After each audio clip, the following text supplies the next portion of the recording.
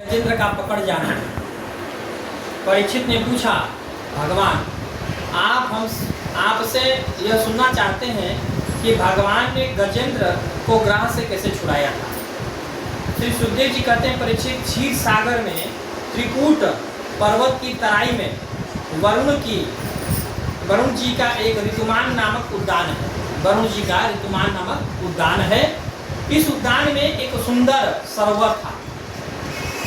एक समय उस पर्वत के वन में रहने वाला एक हाथी हथनियों के साथ विचरण करने, जल पीने तथा क्रीड़ा करने के लिए सरोवर में उतरा, है ना। वह ठहरा गजराज सरोवर के निर्मल जल में उन हथनियों के साथ किलोल करते हुए कुछ ज़्यादा ही समय हो गया। खूब पानी उछाल उछाल कर फेंकता था हथनी के ऊपर, हथनी उसके ऊपर फेंकते थे। ज़्यादा समय तक उसमें लौटने लगा, खेलने लगा, क्रीड़ा करने लगा। उसी समय प्रारब्ध की प्रेरणा से एक बलवान ग्राह मगरमच्छ क्रोध करके उसका पैर पकड़ लिया। ये जो कथा मैं सुना रहा हूँ, यह कथा जो मोक्षदायिनी है और बड़ा ही इसका जो स्तोत्र है, तो इसका स्तोत्र का अगर रोज नित्य अगर कोई भक्त पाठ करता है तो श्री कृष्ण साक्षात उस पर कृपा भी कर देते हैं।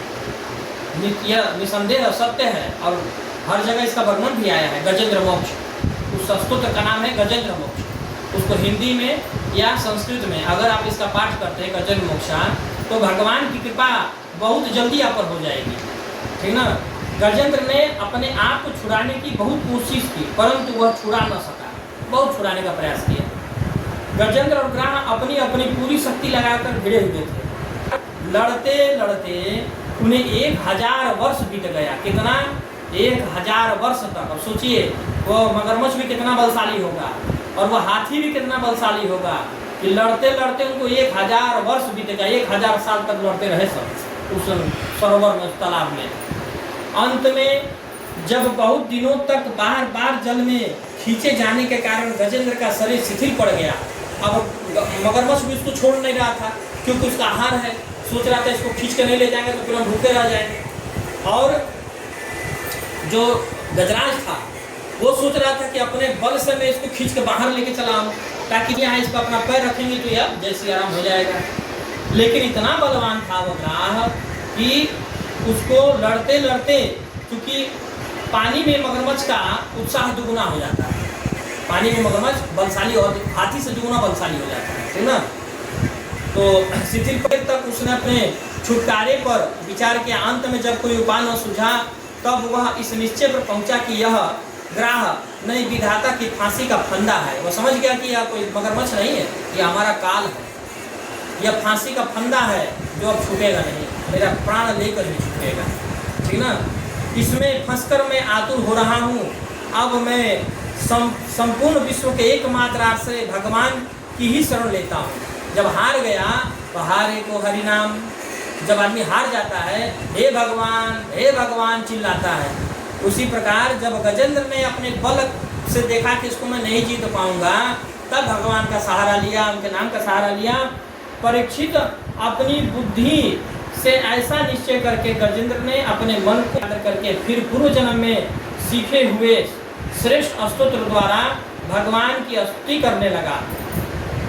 ओम नमो भगवते तस्मै यत एचिदात्मकं पुरुषायादि बीजाय परेशायाधि धीमहि यस्मिन्निदं यतश्चेदं येनेदं य इदं स्वयं मात परस्माश्च परसत्तं प्रपक्षये स्वयं मधुवम।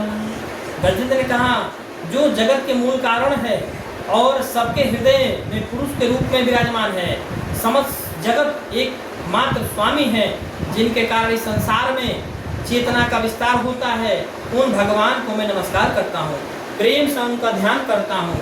यह संसार उन्हीं में स्थित है, उन्हीं की सत्ता से प्रतीत हो रहा है, वे ही इसमें व्याप्त हो रहे हैं और स्वयं वे ही इसके रूप में प्रकट हो रहे हैं। यह सब होने पर भी वे इस संसार और इसके कारण प्रकृति से सदा परे हैं।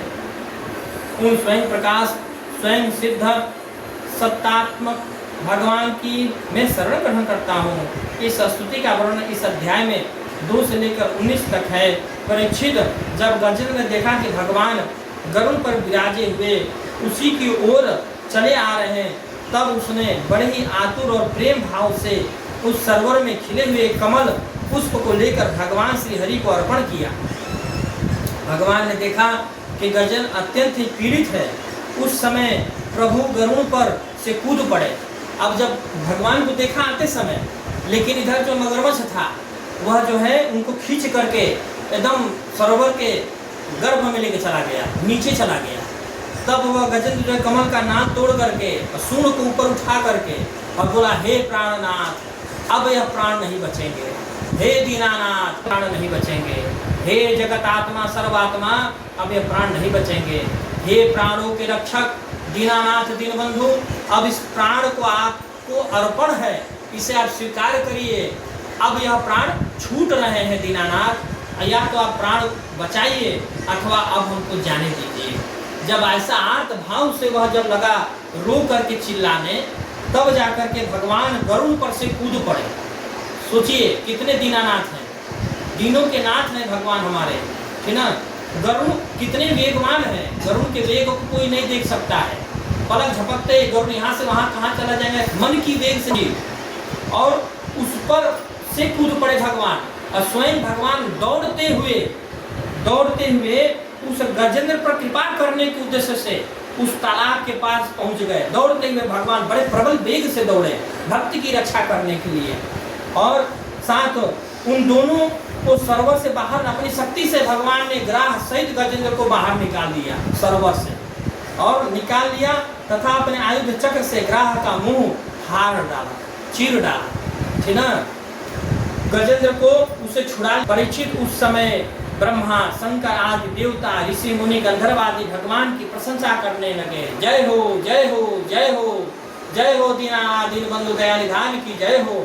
चारों ओर जयकारों का गूंजने लगा। नगाड़े दुंदुभी और शंख इत्यादि बजने लगे, और नंदन वन के पुष्पों से भगवान का अभिषेक किया। श्री सुखदेव जी कहते हैं, परीक्षित प्रभु के आयुध चक्र का स्पर्श होने से वह ग्राह एक दिव्य शरीर धारण कर चरणों में लेट गया और उनकी प्रार्थना की। परीक्षित, यह ग्राह पूर्व जन्म में हुहु नामक गंधर्व था।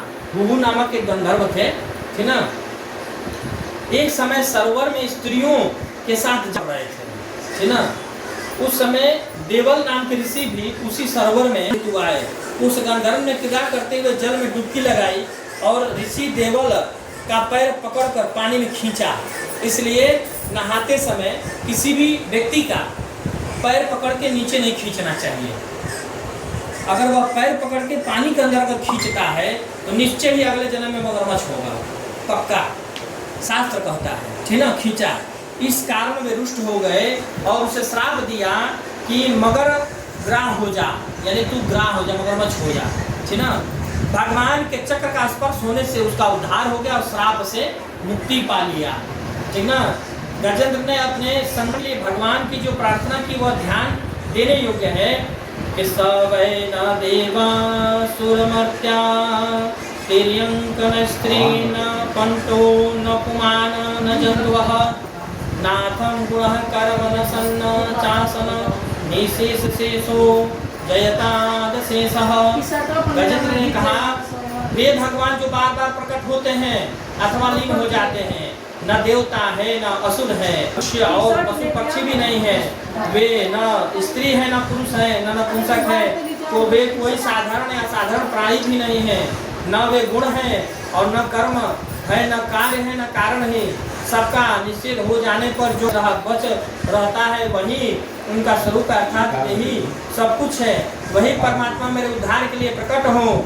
इस प्रार्थना के फल स्वरूप कोई देवता गजेंद्र की रक्षा करने के लिए नहीं आया, है ना, बल्कि सबका निषेध हो जाने पर जो प्रत्यागात स्वरूप परमेश्वर शेष रहता है उसी ने गजेंद्र की रक्षा की। गजेंद्र पूर्व जन्म में द्रविड़ देश का पांड्य वंशी इंद्रदुम्न नामक राजा था। जो गजल था, जो हाथी था, पूर्व जन्म में पांड्य वंशी इंद्रदुम्न नामक राजा था।